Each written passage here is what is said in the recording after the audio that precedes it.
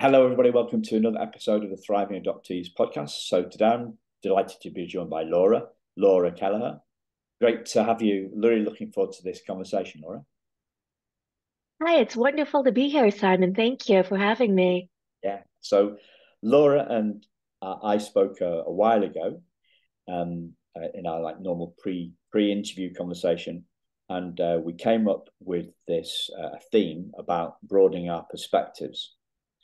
And that's important to you, Laura, because you said that you feel that as a transracial adoptee,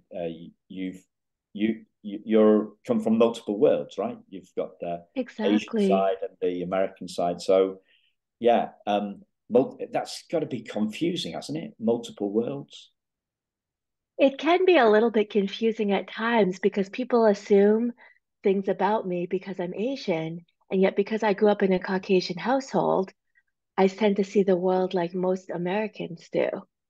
Yeah. So they're surprised by that, yeah. It surprises people because they hear me talking too, and they hear my name, and then they meet me, and the last thing they expect is to see someone Asian. They assume that they'll see someone who's Caucasian instead. Yeah, yeah. And you've got such a lovely voice. It's really soft. I love it. I love it. Thank you. Like because it's been like probably 4 months since we spoke, and I've spoken to a lot of people in that time. When you came on the Zoom just now before we hit record, and then you open up, I just it took me straight back, it's such a you've got a great voice. You could do a great podcast. You've got a great voice for podcast. That would be lovely. Give you some competition. I'm just Yeah, teasing you. yeah. Well, there are lots of there are quite a few. There's some transracial adoptee specialist kind of podcasts. We welcome everybody on this on this show. Yeah, yeah, yeah. Competition. That's a good thing. Keeps me on my guard, right? I um I I think I had a big awareness shift on this for me before Christmas when I realised that that I'm here with my listeners and my I think I was at about 30,000 listeners and some people with a lot bigger audiences. And somebody said to me, Vin, who's been on the show a couple of times, said, "Don't confuse the quality of your impact, Simon, with the quantity of other people's impact." And I realised that I'm I love what I do it, and I want to do it my way. To quote Frank Sinatra, I want to do it. I want to do it my way, and it's more important that I stay true to who I am than to Yeah. chasing doing it in a different way. Yeah, Staying true to yourself is vital. I mean, I feel like as an adoptee, it definitely resonates with me because it's hard to find your identity sometimes when you're caught between worlds, like we just mentioned. But by staying true to yourself, it makes you a stronger, more whole individual. yeah, yeah. So how did you did was that learning that perspective, was that a hard thing to get to? Did that take you a long time? Is it something that you felt came fairly easily? How did that happen for you? That realization? It it took a really long time to feel like I was whole in my own skin because I always wanted to be somebody else. I wanted to be my parents' child. I wanted to look like them. I wanted to be like them. I wanted to talk like them. And that wasn't me. Yeah, you're saying that with a So, smile on your face now, but and it wasn't because I like realized that I am my own person now and I'm comfortable in my own skin and I'm happy to be who I am. I wouldn't want to be somebody else. yeah. And was was there something? Was a specific situation? Do you remember feeling that for the same for the? Do you remember feeling that for the first time? Was there a particular experience that led to that realization for you?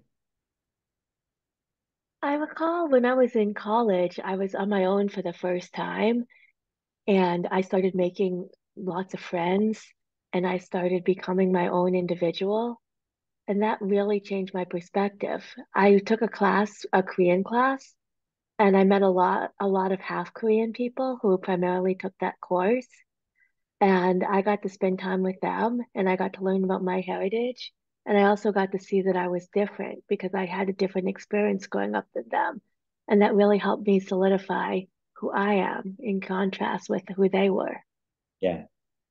So do you think it was that, do you think the freedom of being away, because you were away at college, yeah? Yeah, I was away. I went to another state. Went to another state.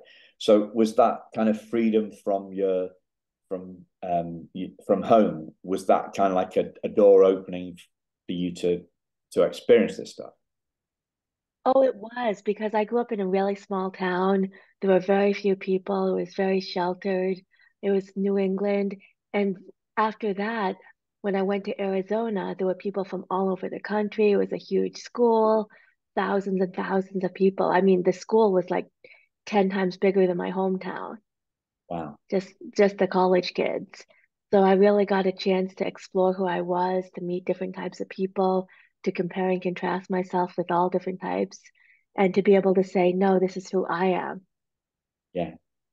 Did you have a mentor that helped you get that, or was it your friends, or did you just come to that realization yourself? How did you? I actually came to the realization on my own, just through my experiences. Yeah. And it was a culmination of everything. It wasn't like there was one definitive epiphany moment where I could say, "Oh, this is what changed me." It was more like a gradual happening through taking different classes. I studied philosophy, I learned about the world, I learned about myself, I learned about other people, and that really helped me come to a realization of who I was as a person. Yeah. Wow. So it's gradual, yeah. Cumulative. I like the word cumulative. It was a Yeah, series definitely of, cumulative. yeah. Were there any moments that stand out for you looking back on this? I would say looking back on it, I went to a party with a number of Korean kids, Korean Americans that were half Korean for the most part. And we ended up eating food and talking, and everyone was so generous and kind and giving. I was like, wow, this is what being Korean is about. This is about giving. This is about loving. This is about sharing. Because when I went to Korea and and looked for my birth family, I felt kind of a coldness there. I didn't feel like I fit in. But when I was among the Korean Americans, I was like, wow, I fit in with these people. There's a place here where there are people who are also like me, and they're very, very caring people. And that really affected me. Yeah. Yeah. What do you think it was I about? think it was just how generous everybody was. Because when Americans throw parties, everybody's expected to bring their own and, bring your own beer, bring your own food, bring your own everything. But when the Korean people threw a party, it was like everything was given by the host. They supplied everything, they shared everything, and it was just natural that you shared and Yeah. that you gave and contributed to the group. And that really made me feel like, wow, Korean society is cool. People are really giving here and caring. Yeah. Yeah. And I guess if those people were half Korean, Hmm. that they to a certain extent mirrored you in terms of they were obviously uh, they were, yeah. You talked about being in two worlds. They were in Hmm. two worlds as well. Exactly. Probably even more so because a lot of them spoke bits of Korean at home and bits of American English, rather than your kind of English, British English. Yeah, yeah. It fascinates me as a white guy adopted by white parents that I have I have no lived experience of this, and yet I've spoken to a lot of transracial adoptees, and they talk about that confusion, the pull of the different cultures, and they often talk about feeling one way, feeling American, but looking Asian. So there's that. It's got to be confusing, and they also often talk about being treated differently. So you said that you grew up in a small town with not a lot of people. So they kind of there's three things they feel different, because as adoptees they look different, and they also get treated differently. Exactly. It's like a triple whammy. It's a triple whammy. And it's sounds as if what you're saying is it's those perspective shifts that help you deal with the triple whammy. Exactly. Because growing up, there wasn't a lot of different perspective to see. I mean, there was me and my younger brother, and we were the only Asians. There weren't other people who looked like us. There weren't other people from our world. And so we always stood out, especially in such a small town. We were the outsiders. We didn't really fit in the way that everyone else did, whose parents were Caucasian. Yeah. But at the same time, since our family was Caucasian, we didn't have another language. We didn't have another culture. We shared in the language and culture of the people around us. Yeah. And a lot of people say, transracial adoptees have said to me that they feel like they feel they didn't fit in the in their own community. So the transracial adoptee from Asian an Asian woman who was brought up in England, lots of people, lots of Korean, Chinese people brought up in America. They feel that they didn't fit in America, but then when they went back home, they didn't. They didn't fit in there either, because they were seen as American or Canadian or British when they go back. So they're kind of like caught in a no man's land. Exactly. I had this idea that when I visited Korea that everything would be perfect, that I would fit in, that everyone would be exactly like me, that I would finally be home, basically. And I wrote a lot about this in my book because when I got back there, I didn't fit in at all. I didn't speak the language. People looked at me strangely. I was much taller than everybody else, probably because I grew up on an American diet. I was a different size. I I didn't have I didn't know Korean.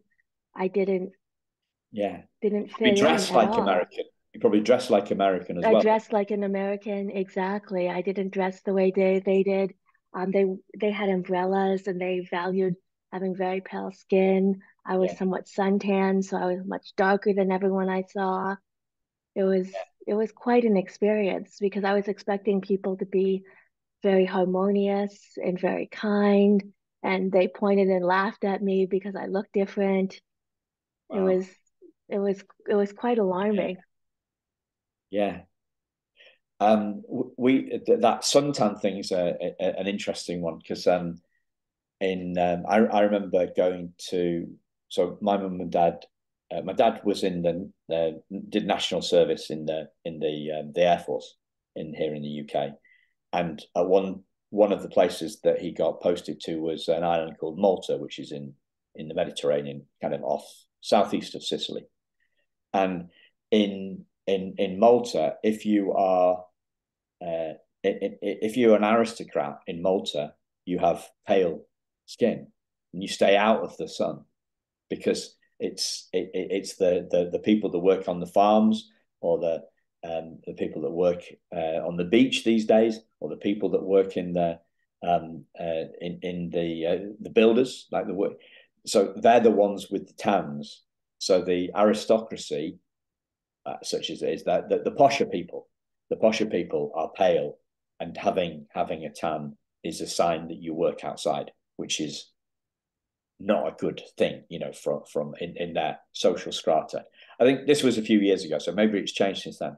But yeah, it's an interesting point about the Western look.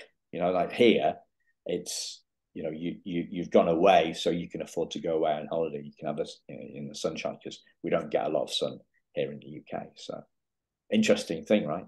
So did you go to Korea? Yeah, that must have been after you were at college then, was it? Or before? It was actually my second year of college that I went to Korea, so it was right during college. Ah, right, okay. And that was part of the course then, was it? No, I went in search of my biological mother.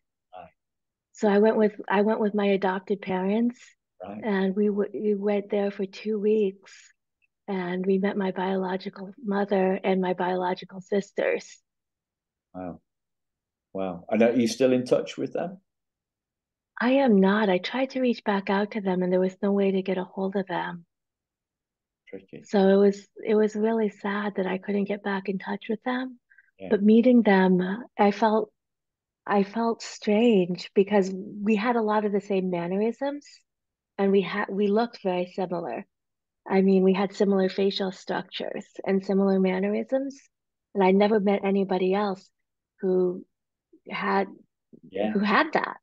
It was really eye-opening for me. It was amazing to see, wow, there's other people that are just like me genetically. yeah, yeah. And how did that feel? Was there an electric moment when you first saw her, or what was that like? When I first saw them, there was confusion because I was a good head taller than them from growing up on an Oh, American diet. So I almost didn't recognize them. But they were the only people that were there at the train station waiting. yeah, So I knew it was them and they knew it was me. And we looked at each other in confusion because we didn't quite recognize each other. And then there was like a moment when we recognized each other and we started hugging. And yeah, that was pretty much the electric moment yeah, after the first initial confusion. yeah. Wow, who'd have thought that a diet could make um, like 6 inches, 8 inches of difference to the height of somebody? I've never heard that. I've never heard that before. You're broadening my perspective here, right? Pretty amazing what nutritious food could do. Yeah, incredible. So,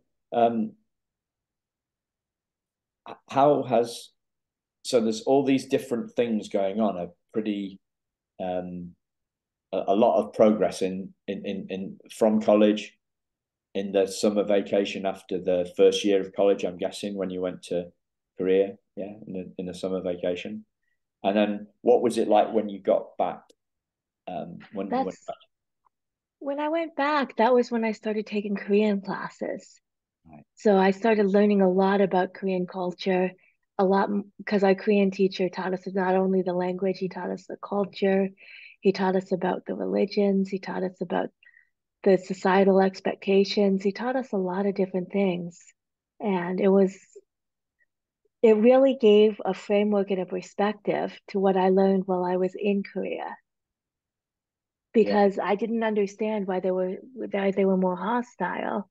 And then I learned that there's a deep dislike of outsiders in Korean culture, that it's a very homogeneous culture, and there's not a lot of room for anybody who doesn't fit that mold, so to speak.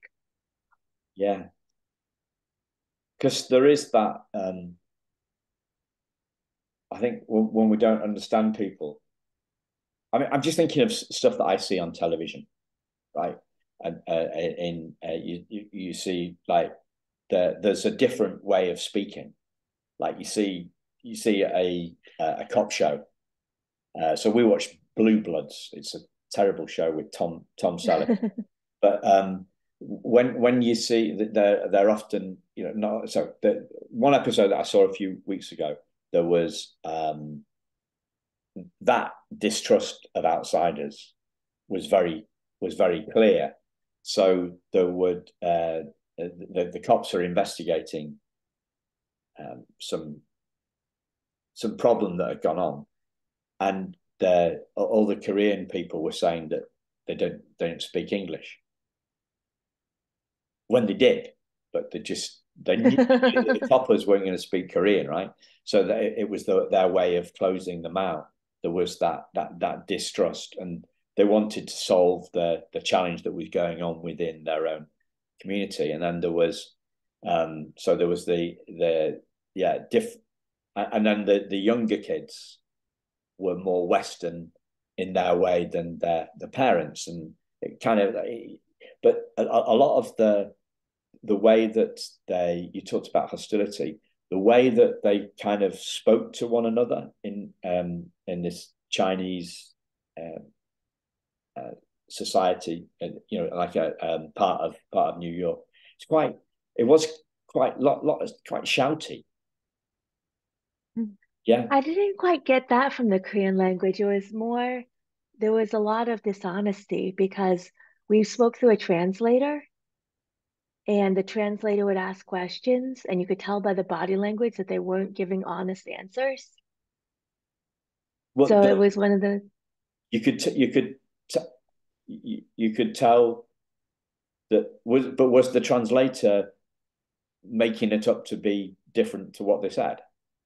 No. No, the translator was pretty honest. She was sent to us from the adoption agency, so we knew that she was also a social worker. So she was really trying to get good information for us.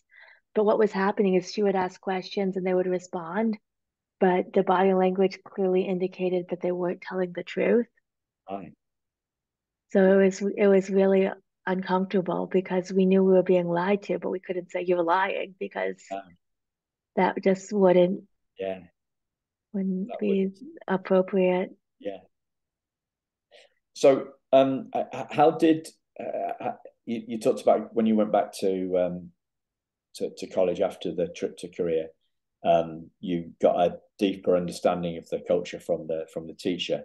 What impact did that have on you, in terms of your sense of yourself and your emotional security, your kind of like the identity stuff? How did that how did that what you learned change the way you felt about yourself? Um, it made me feel better because I realized it wasn't just me. It was a cultural thing that there wasn't a lot of openness to outsiders. Because I thought maybe it was something wrong with me, like they just didn't like me, that they just didn't accept me. But I realized then that it was systemic. It wasn't personal. Yeah. So that made me feel a lot better. I think looking back on it, if I had taken some of the language and culture classes before I went to Korea, I think I would have been much better equipped to be there and to understand what was going on than having just gone without having a lot of background. Yeah. And you said that you're not in touch with your birth mum now. Did you speak to them after you'd been, or was I it kind of did. We once? talked on the phone a few times, but their expectation was, I guess there's a lot of popular shows in Korea that show adoptees reuniting with their parents, renouncing their life in America, moving back to Korea, and being very happy. So there was the expectation that I was going to come back and stay with Wow. them. And I What? wasn't prepared for that. Yeah. Um, how did you become aware of that expectation? Through the Actually, it was through the taxi driver. He was talking about, oh, I see this on TV all the time when you guys get reunited and then you stay here. And Wow. Isn't it strange? Isn't it amazing? Isn't it that is amazing? amazing. Isn't that amazing? Because we we always look as adoptees. We look through our perspective, don't we? Uh-huh. We look at our perspective, or we would think about the perspective of us adoptees, or of us British adoptees, or as American adoptees. We would look at it from our perspective. We would never think, oh, right, we're all concerned about. So many adoptees are concerned about, the way that the adoption agencies here work in the UK and the UK or the US or whatever. But we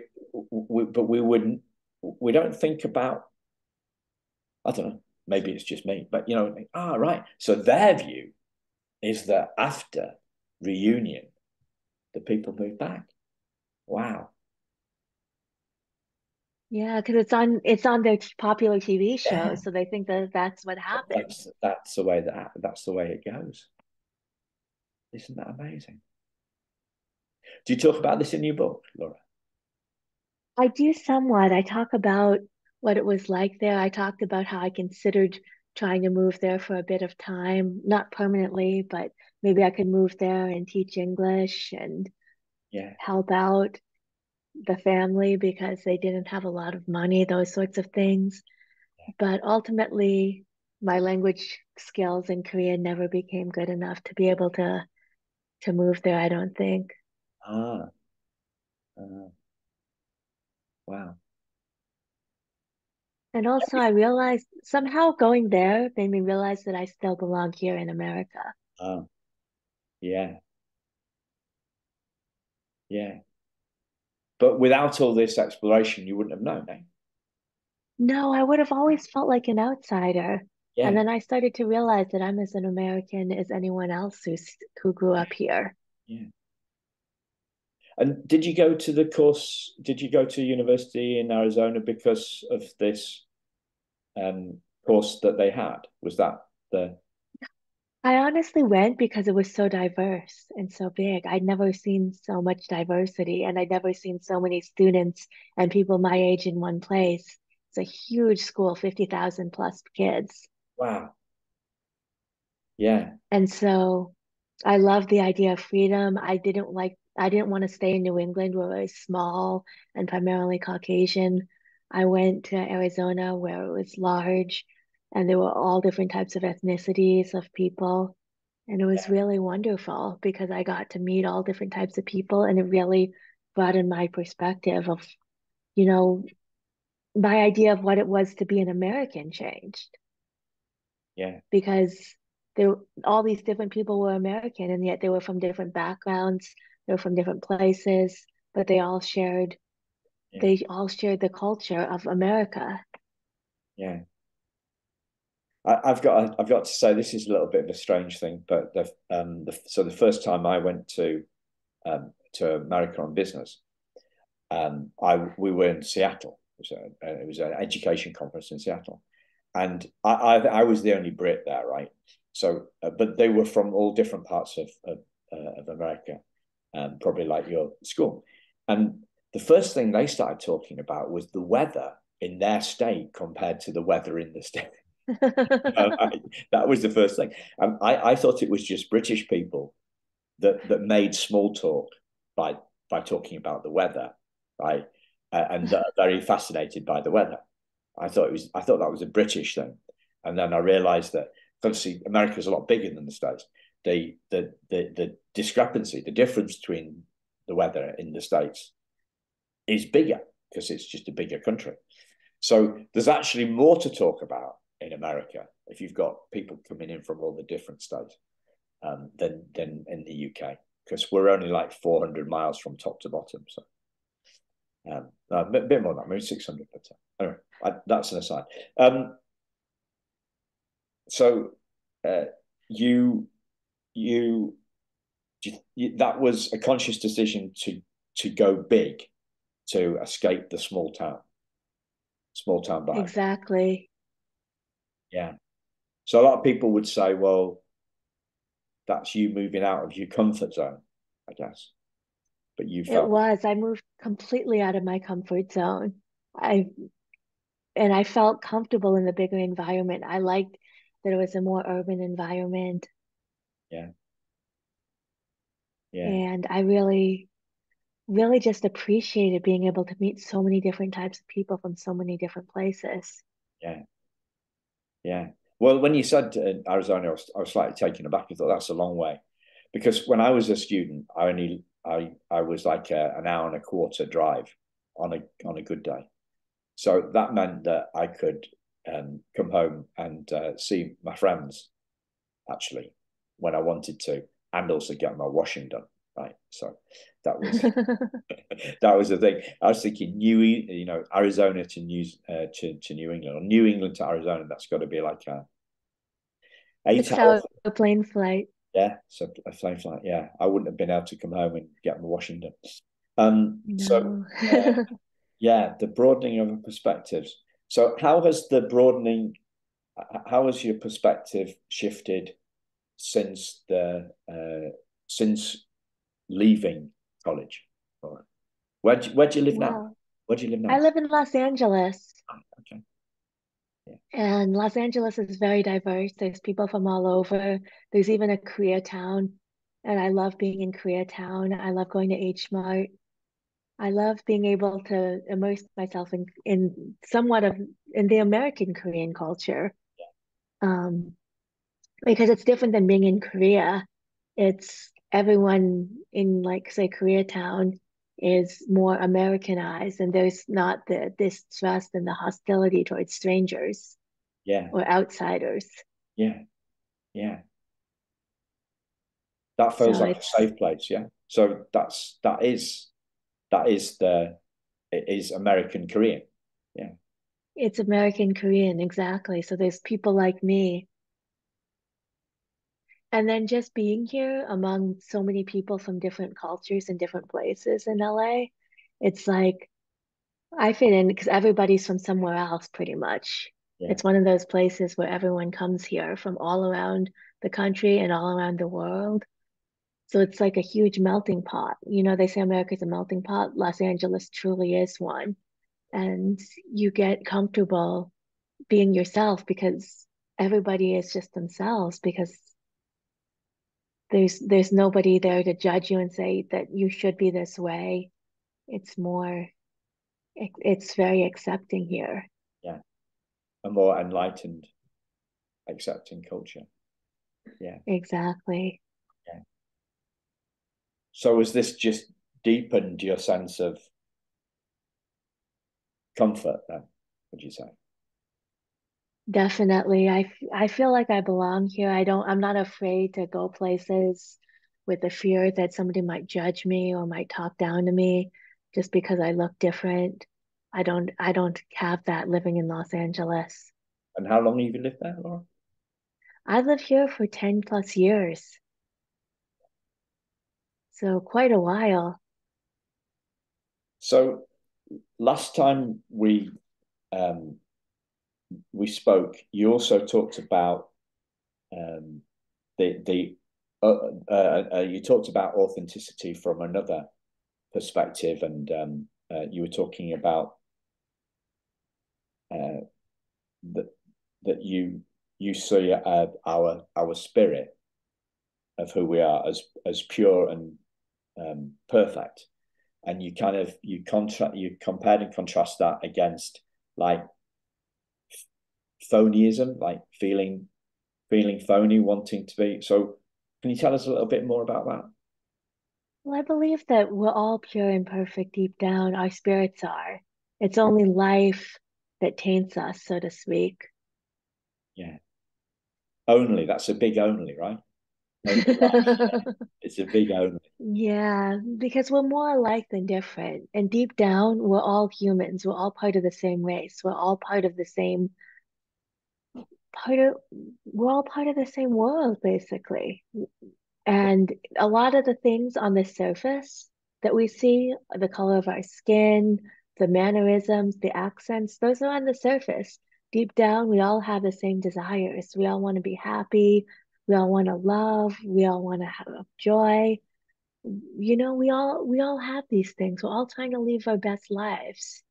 Yeah, And that transcends being adopted and it transcends, one specific culture and just being part of that. yeah. How have you got to that? What's helped you see that? Um, Growing up, I was immature when I was younger. I only saw things from my point of view. And I thought that everybody saw things the same way I did. And then as I got older, I realized that people truly do see things differently, and that you can see things from other people's perspectives, not just your own. Yeah. And that really helped ground me. And it really helped me get, it really helped me see things differently. I stopped thinking of an us versus them mentality. Like this person doesn't like me, and this person's racist, and this person is this. And that's just an us versus them. At the end of the day, they're just other people might be scared. They might not be familiar with other cultures or perspectives. And they need to look down and see that we all have the same wants and desires, that we're all part of the human family. And it made me sad now to see if someone has such a closed mind and Yeah. closes themselves off to new perspectives and new people. You know, that's their problem. It's not my problem. So how do you think this shows up in our world as adoptees? This, because that harmony, for want of a better word, that you're kind of alluding to there, we don't. There's not a lot of harmony, is there, in the some of the adoptee spaces? I'm thinking about Facebook in particular. Yeah, there's not a lot of harmony there, is there? No, there's a lot of sadness, there's a lot of rancor, but ultimately I feel a kinship with other adoptees because people who are adopted tend to do a lot of soul searching. They tend to look more deeply into who they are, as opposed to people who don't really question themselves or their place in the world. Yeah. So I feel like just being adopted in of itself brings a much broader perspective to people. And it helps you relate to different people from all different walks of life. And it helps you really understand who you are. But after a lot of soul searching, the understanding that you have of who you are is much deeper than just saying, "Oh, this is me. I'm here." Yeah. You know, it's there's a lot of depth to it. Depth. Yeah. Yeah. How do you see that depth? How do I see that depth in other adoptees? I see that desire to reach out, that desire to try to understand, to reach both out and in, to look out into the world and to see that there's all different types of people and that you can relate to different types of people, but you're not all this, even though you're not the same. And that looking inward of really exploring who you are and having a firmer sense of identity than someone who's never had to question themselves repeatedly. Yeah.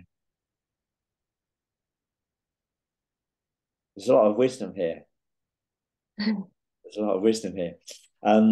I was, as you were saying, I was thinking, when you said, race, we're all the same race. I was just thinking how much more we hear about racial prejudice, for example, Mm-hmm. or racism, rather than the we're all one human race. The kind of things that you're talking about. I also had a bit of a strange feeling, Laura, in the sense that, yeah, that we were talking that I might be, if I said something like that I wouldn't be allowed to say that, because I'm a white guy. That's a really weird thing. It is a weird thing to It is think. very weird. It is very weird. I was thinking back to a conversation I had with another transracial adoptee, an Asian adoptee in the States. And this was, I think it was after, it wasn't during the recording of the podcast, but there was some stuff coming out at the time, the Prince Harry and Meghan Markle had just been on the the Oprah show, and there was this criticism going around that from them that the British monarchy was institutionally racist, and I said, well, actually, the monarchy is nuts. I think that's the bigger problem than the fact that they're racist, right? Just my opinion. That's the bigger problem. And kind of my evidence for that, or the evidence that I put forward for my case, right, was the fact that they treated Princess Diana, Charles's first wife, they treated her like dirt, and she was one of them. She was of aristocratic breeding and descent, and also white. And when I said that to this, so I said that to this woman that I was talking to, she said that was white privilege for me to say that, and I thought, So I went round again, and she wasn't going to let me off the hook, or she wasn't going to have a shift in her perspective. So I just thought, oh, okay, I will just leave. I'll just leave it. But I was thinking about the divisions that we see in the adoptee world, the divisions between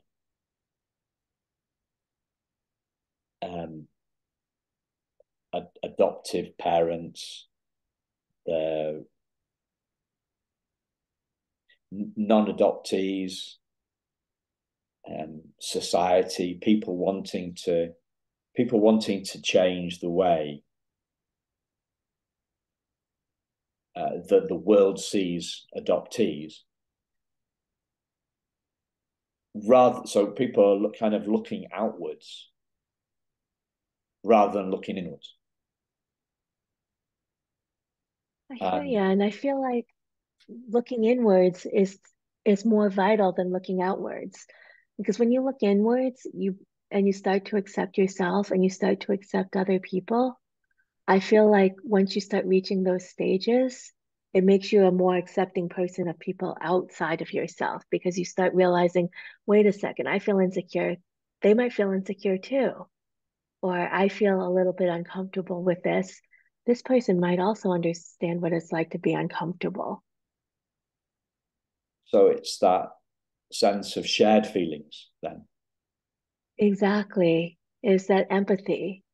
Yeah. There's that understanding of, I feel this way, this other person also has the ability to feel this way too. Yeah. Because I read a few books on emotional intelligence a while ago, and they all say it starts from within, right? We go within first. We start with ourselves, we change ourselves, not the world. Exactly. And by changing ourselves, we change the world. Yeah.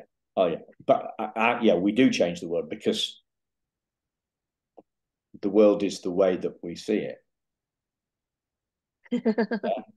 It's so true. I mean, two different people can see the exact same event and have a totally different reaction and response, almost to the point where it was like there was a different event that they both saw. Yeah.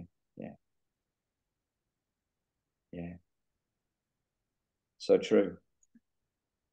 So true. Um,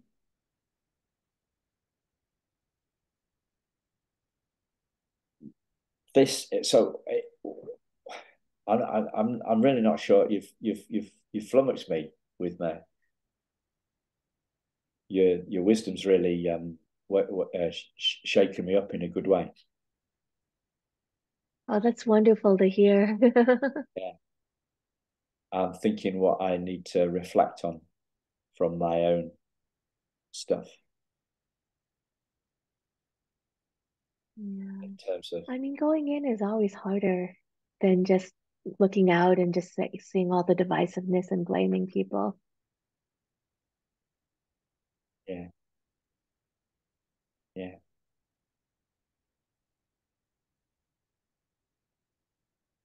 Was it a conscious decision, do you think, for you to do this, to look more inwards, or was it just I something think it was the circumstances of life that forced me to, because when I was younger, I didn't really have a lot of friends. So I spent a lot of time by myself. And by spending a lot of time by myself, and I also was a bookworm. I love to read, and you get a lot of perspective through reading books. So by reading books and looking within, I started really questioning things, and I started questioning myself and started questioning my role in the world. Yeah. And how do you see that? How do you see your role in the world these days? Well, I like to see myself as a bridge. That's why I wrote the book. It was, a uniting of two worlds. It was the idea that through writing this book, I could help people bridge the world between who they were and where they came from, help other transracial adoptees and other adoptees who are trying to bridge those two worlds of this is my family and this was my family. Who am I? Where did I come from? Trying to answer all these big questions that we all face as adoptees. Yeah. So how do you see identity for yourself these days? I just see myself as Lora. Yeah. I don't have to see, I mean, I see myself as American, I see myself as Asian, I see myself as, you know, someone who works hard, who goes to work, someone who's a writer, someone who feels things deeply. I see myself. So it's all kind of all encompassing, It is all encompassing. all inclusive. Yeah. Um, is there something, obviously, as always, listeners, there'll be links to Laura's socials and the book in the show notes. Is there is there anything else that I've not asked you that you'd like to share? I would like to say that when I wrote my book, it was really to try to help people who are thinking about meeting their birth parents. And I would encourage anybody to do that because it's an amazing experience. It's something that'll change your life and change who you are forever.